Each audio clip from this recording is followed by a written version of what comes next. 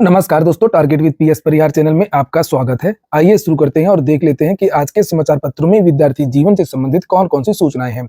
तो वीडियो को जल्दी से लाइक कर दें, शेयर कर दें और जिन छात्रों ने चैनल को अभी भी सब्सक्राइब न किया हो तो जल्दी से सब्सक्राइब कर लें ताकि आप लोगों को इसी प्रकार की ऑथेंटिक अपडेट से सबसे पहले मिलती रहें। सबसे पहली जो सूचना है वो डीएलएड की है। डीएलएड में फेज 2 की काउंसलिंग की प्रक्रिया इस समय चल रही है। यहाँ पर आप लोग इसे देख भी सकते हैं 31 से लेकर के 5 तक। और यहाँ सबसे बड़ी बात यह है कि ऐसे सभी विद्यार्थी जिन्होंने डीएलएड के लिए आवेदन किया था लेकिन उनको विद्यालय आवंटन नहीं हुआ था किसी कारण की वजह से, चाहे उनको वांछित विद्यालय ना मिला हो ये कारण रहा, या वो अगर उन्होंने काउंसलिंग प्रक्रिया में भाग नहीं लिया है ये कारण रहा हो, अब वे सभी अभ्यर्थी काउंसलिंग की जो प्रक्रिया है उसमें भाग ले सकते हैं। इसी के साथ साथ में उत्तर प्रदेश में अब पहली बार दूसरे राज्य के विद्यार्थियों को भी डीएलएड करने का मौका दिया गया है। तो दूसरे राज्य के विद्यार्थी भी पहली बार यहाँ पर काउंसलिंग की जो प्रक्रिया है उसमें भाग ले सकते हैं। यहाँ पर देखिए लिखा है कि रैंक 1 से लेकर के 3,25,769 तक के अन्य राज्य के अभ्यर्थी एवं अन्य पिछड़ा वर्ग, अनुसूचित जाति, जनजाति तथा विशेष आरक्षण श्रेणी के प्रवेश आवंटन न पाने वाले उत्तर प्रदेश राज्य के निवासी यहाँ पर आवेदन कर सकते हैं। और इस केवल 2 दिन का समय और है। यहाँ पर ये देख लीजिए लिखा हुआ है 5 तारीख इसकी लास्ट डेट है। 6 तारीख को संस्था का आवंटन भी हो जाएगा। आपको बता दिया जाएगा कि आपको कौन सा विद्यालय मिला है और आप जाकर के वहां पर अपने डॉक्यूमेंट वेरिफिकेशन वगैरह की जो प्रक्रिया है उसमें भाग ले सकते हैं। 19 फरवरी से सभी विद्यार्थियों का जो प्रशिक्षण है वो शुरू हो जाएगा। तो वहीं पर उत्तर प्रदेश के कुछ विद्यालयों ने अपनी फीस में कमी करी है और इसके बारे में मैंने पहले भी आपको जानकारी दी थी। यहाँ पर कुछ विद्यालय हैं, जैसे एक विद्यालय है देव इंद्रावती महाविद्यालय कटेहरी अंबेडकर नगर का है और इसका कॉलेज कोड नीचे यहाँ पर लिखा हुआ है 600013 600013 है। और एक इनका दूसरा विद्यालय है, लिखा है 600000 है और 8। एक और विद्यालय है बलवंत देवी जगतपाल कॉलेज ऑफ एजुकेशन, इसका कोड है 600045 और एक और विद्यालय है देव इंद्रावती महाविद्यालय टांडा और इसका जो नंबर है वो 600044। अधिक जानकारी आपको इस कॉन्टेक्ट नंबर पर मिल जाएगी। इनका दावा है कि ये फीस में तो कमी इन्होंने किया ही है, साथ में विभिन्न प्रकार की सुविधाएं देते हैं, चाहे वो प्रशिक्षण वाली बात हो या स्कॉलरशिप इत्यादि।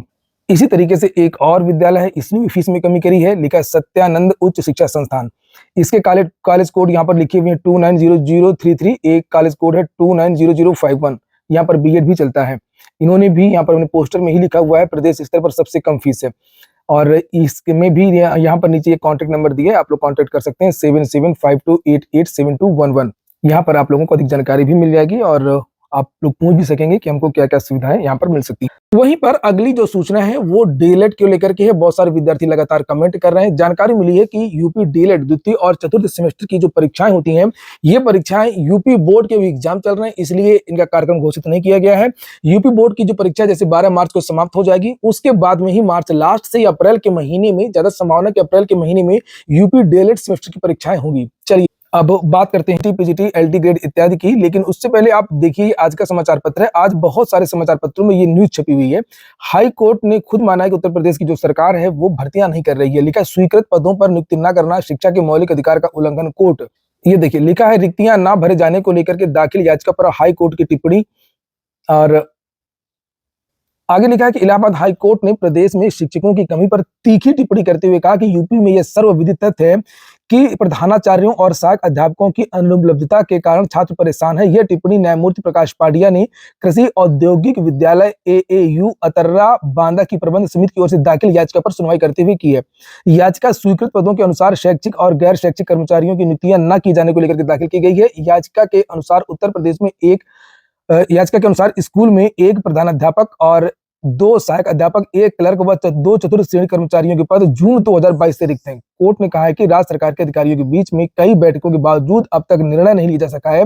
पिछली सुनवाई में भी हाईकोर्ट ने हेडमास्टर और शिक्षकों की नियुक्ति की समय सीमा को लेकर के अस्पष्टता की ओर इशारा किया था। तब कोर्ट ने विशेष रूप से टिप्पणी की थी कि बड़ी संख्या में रिक्तियों के कारण राज्य की शिक्षा की गुणवत्ता से समझौता हो रहा है और इस मुद्दे पर के समाधान में कोई प्रगति नहीं हुई है। सुनवाई के दौरान कोर्ट को बताया गया कि राज्य सरकार ने महानिदेशक बेसिक शिक्षा को स्पष्ट रिपोर्ट या प्रस्ताव के लिए शासन के पत्र भेजे जाने के बावजूद भी अभी तक ऐसा कोई प्रस्ताव नहीं भेजा है। इस तथ्य का संज्ञान लेते हुए कोर्ट ने उत्तर प्रदेश के महानिदेशक बेसिक शिक्षा से राज्य सरकार को अपनी रिपोर्ट प्रस्तुत करने में हुई देरी के संबंध में 10 दिनों के भीतर व्यक्तिगत हलफनामा दाखिल करने को कहा है। साथ ही मामले की अगली सुनवाई के लिए 17 फरवरी की तारीख लगाई। तो कोर्ट भी मान चुकी है कि उत्तर प्रदेश की जो सरकार है वो हीला हवाली कर रही है। इसी तरीके का जो मामला है वो मैंने बताया था, एरिड जूनियर भर्ती का भी है, इंटर कॉलेज के शासकीय विद्यालयों का भी है। वहां पर भी मैनेजमेंट जो है उसने केस किया हुआ है कि सरकार भर्तियां नहीं कर रही है और भर्ती करने का अधिकार हमको पुनः दिया जाए। तो मामला इस समय बहुत ज्यादा गर्म।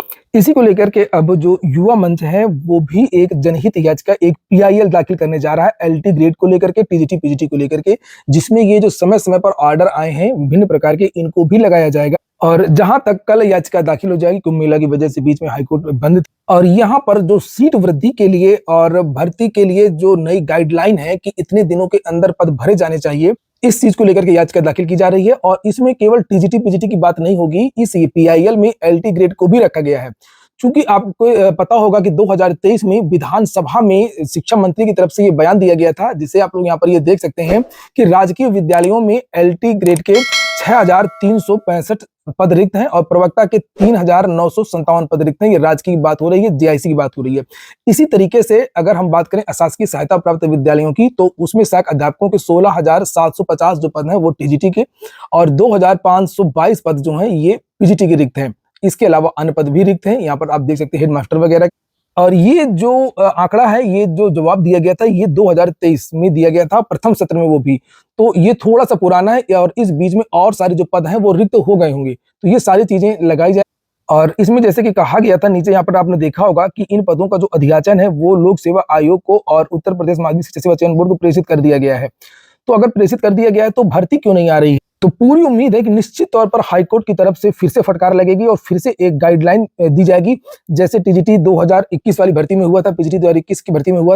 क्योंकि ज्ञापन देते देते तो विद्यार्थी थक चुके हैं, 20-22 ज्ञापन, 25 ज्ञापन, जाने कितने ज्ञापन आए दिन कोई ना कोई वहां पर पहुंचाता रहता है उत्तर प्रदेश लोक सेवा आयोग में और शिक्षा सेवा चयन आयोग में। ज्ञापन को वो लोग कूड़े के भाव में फेंक देते हैं। मुझे नहीं लगता कि इस पर कोई भी कार्रवाई होती है। पीआईएल में हालांकि जो मुख्य बात है वो सीट वृद्धि को लेकर के, इसके साथ में प्रेयर में ये भी मांग की जाएगी कि एक गाइडलाइन कोड प्रस्तुत कर कि जो भर्ती है वो एक निश्चित समय के अंदर पूरी हो।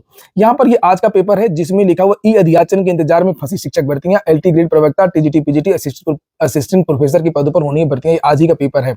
आप लोगों ने वीडियो को लाइक ना किया हो तो लाइक कर दें, आपको मैंने याद दिला दिया। और लिखा है, रिक्त पदों पर भर्ती के लिए शासन ने ई अधियाचन की व्यवस्था लागू की है। ऐसे में संबंधित विभाग रिक्त पदों का अधियाचन अब ऑनलाइन भेजेंगे। माह भर पहले उत्तर प्रदेश में शिक्षा सेवा चयन आयोग के पदाधिकारियों ने शिक्षा विभाग के निदेशकों व प्रतिनिधियों के साथ में बैठक कर ऑनलाइन अधियाचन मांगे थे, लेकिन अब तक किसी भी विभाग में ने अधियाचन नहीं भेजा। तो वो तो बताया था कि वो एनआईसी का जो पोर्टल है ना वो सही नहीं है, वो पोर्टल सही से नहीं बना है, इसकी वजह से अधियाचन नहीं आया है।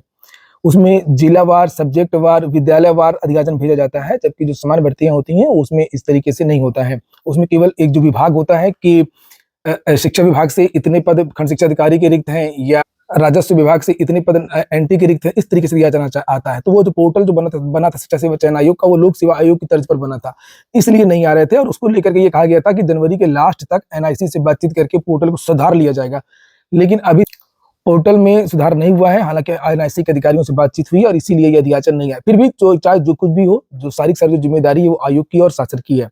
नीचे वहीं पर लिखा है, राजकीय विद्यालयों एवं महाविद्यालयों व अशासकीय सहायता प्राप्त माध्यमिक विद्यालय एवं महाविद्यालयों में ई अधियाचन के इंतजार में भर्तियां फंसी हुई हैं। पूर्व में उच्च शिक्षा निदेशालय ने यूपी लोक सेवा आयोग को राजकीय डिग्री कॉलेज में असिस्टेंट प्रोफेसर के 562 पदों पर भर्ती के लिए अधियाचन भेजा था। वहीं पर माध्यमिक शिक्षा विभाग ने राजकीय विद्यालयों में एलटी ग्रेड के शिक्षक के 7,258 पदों और प्रवक्ता के 1,647 पदों का अधियाचन भेजा था। ई अधियाचन व्यवस्था लागू होने के बाद में भी अब विभाग ऑनलाइन अधियाचन भेजेंगे। तो जो बाकी भर्तियों के विज्ञापन जारी हो रहे हैं, पीसीएस के, आरओ के जो अधियाचन आ रहे हैं वो कैसे आ रहे हैं? आयोग ने कैलेंडर में स्पष्ट कर दिया है कि एलटी ग्रेड शिक्षक प्रवक्ता, असिस्टेंट प्रोफेसर भर्ती के पदों का ई अधियाचन मिलने के बाद इन भर्तियों के विज्ञापन जारी होंगे। तो हजारों छात्र जो है वो एलटी ग्रेड में ओवर एज हो गए हैं। बहुत सारे छात्रों से मेरी बातचीत हुई है, पहले कहते थे सर भर्ती कब आएगी, अब उन्होंने पूछना भी बंद कर दिया है क्योंकि वो ओवर एज हो गए हैं और ये निश्चित हो चुका है कि एलटी ग्रेड की भर्ती का जो विज्ञापन है वो कम से कम अप्रैल तक नहीं आएगा। बीपीएससी चेयरमैन की कुर्सी खतरे में है, उत्तर प्रदेश के अनिल यादव की तरह हाल ना हो जाए कहीं। लिखा, सुप्रीम कोर्ट ने बीपीएससी अध्यक्ष मनु भाई की नियुक्ति पर सरकार से मांगा जवाब। नियुक्ति रद्द करने के लिए सुप्रीम कोर्ट में याचिका दायर की गई है। जनहित याचिका दायर करने वाले वकील को नसीहत भी दी गई है। सुप्रीम कोर्ट ने यह कहा है कि एक अधिवक्ता है जिनका बीपीएससी के कामकाज से कोई संबंध या अधिकार नहीं है, उसने जनहित याचिका दायर की है, यह ठीक नहीं है। कहा कि अधिवक्ता के तौर पर आपको इससे दूर रहना चाहिए। इसके साथ ही पीठ ने अदालत की सहायता के लिए एक न्यायमूर्ति भी नियुक्त किया है। वहीं याचिका में कहा गया है कि परमार संवैधानिक पद के अध्यक्ष के लिए नियुक्त होने के लिए बुनियादी पात्रता मानदंडों को पूरा नहीं करते थे, क्योंकि वह बेदाग चरित्र वाले व्यक्ति नहीं थे। कोर्ट में दाखिल याचिका में कहा गया कि मनु भाई की नियुक्ति सिर्फ बेदाग चरित्र वाले लोगों को लोक सेवा आयोग के अध्यक्ष के सदस्य के रूप में नियुक्त करने के संवैधानिक जनादेश के खिलाफ है, इसमें मनु भाई की नियुक्ति के लिए जारी अधिसूचना को रद्द करने की मांग की गई। मामला यह है कि बीपीएससी चेयरमैन इसके पहले महादलित विकास निगम में थे और इनके साथ में 3 अन्य आईएएसओं के खिलाफ और इनके खिलाफ भी एक आर्थिक गबन का एफआईआर हुआ था, जिसमें विभिन्न धाराएं लगी थी। और जब बीपीएससी में धरना प्रदर्शन हो रहा था तब विद्यार्थियों ने इस मामले को हाईलाइट किया था और इसी क्रम में ये मामला कोर्ट गया था कि आखिरकार भ्रष्टाचार के आरोपी को बीपीएससी का चेयरमैन क्यों बनाया गया। और इनके खिलाफ जो धाराएं लगी हैं आईपीसी की 406, 409, 420, 467, 68, 471 ए, 120 बी। तो मामला गंभीर है, मामला इतना हल्का नहीं है। और अगली जो सूचना वो पुलिस भर्ती की है। लिखा 1,20,000 प्रवेश पत्र अब तक अपलोड हो चुके हैं। सिपाही भर्ती 25 जनवरी से, डीवीपीएसटी कराने वालों के प्रवेश पत्र 10 फरवरी को अपलोड होंगे। और वहीं पर बहुत सारे जो छात्र हैं वो संदिग्ध भी हैं। लिखा है 26 दिसंबर 2024 से 24 जनवरी 2025 के बीच जिन अभ्यर्थियों की परीक्षा हुई है उनमें से करीब 500 के दस्तावेजों की पड़ताल के दौरान ईडब्ल्यूएस, ओबीसी, होमगार्ड से जुड़े दस्तावेज संदिग्ध लग रहे हैं। इन्हें संबंधित जिलों के डीएम के यहाँ सत्यापन को भेजा गया है। सत्यापन के बाद सही पाए जाने पर इनके प्रवेश पत्र 10 फरवरी को अपलोड किए जाएंगे। दस्तावेज फर्जी हुए तो संबंधित खिलाफ विधिक कार्रवाई भी की जाएगी। पॉलिटेक्निक के पाठ्यक्रम में बदलाव हो रहा है। अब रटकर नहीं, ज्यादा प्रयोग करके सीखेंगे पॉलिटेक्निक के छात्र। लिखा हुआ है कि इंजीनियरिंग डिप्लोमा की 42 ट्रेडों के दूसरी साल के छात्रों को नए सत्र से थ्योरी कम पढ़नी पड़ेगी, उन्हें प्रयोग करने के ज्यादा मौके दिए जाएंगे। तैयार किए जा रहे पाठ्यक्रम में अब प्रयोगात्मक की हिस्सेदारी 30 की जगह बढ़कर के 70% की जा रही है। प्राविधिक शिक्षा की गुणवत्ता सुधारने व इसे ज्यादा रोजगारपरक बनाने की मांग काफी समय से उठ रही थी। दरअसल वर्तमान में छात्रों को जो प्रशिक्षण दिया जा रहा है उसमें व्यवहारिक की जगह किताबी ज्ञान ज्यादा है। व्यवहारिक ज्ञान की कमी के चलते छात्र कंपनियों में काम करते वक्त खुद को असहज महसूस करते हैं। तो ठीक है दोस्तों, ये हो गया आज का वीडियो आपको अच्छा लगा हो, आपके काम का हो तो लाइक अवश्य कर दें। जिन छात्रों ने चैनल को सब्सक्राइब न किया हो सब्सक्राइब कर लें। पूरा वीडियो सुनने के लिए बहुत बहुत धन्यवाद।